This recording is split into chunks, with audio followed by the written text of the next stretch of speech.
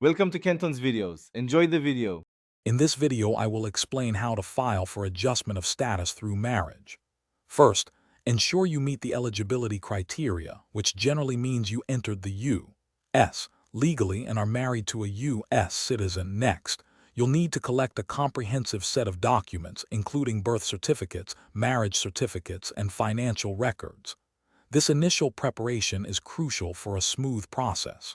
Finally, prepare to submit your application package, which typically involves several key forms.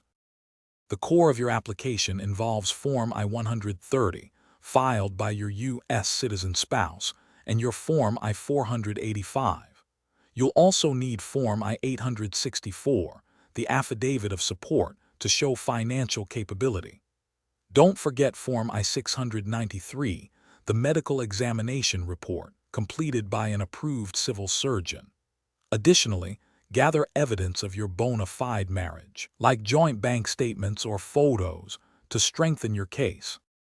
Once all forms and supporting documents are ready, meticulously organize your entire package. Ensure you include the correct filing fees, which can be substantial, often totaling over $1,000. Mail your application to the designated USCIS lockbox facility.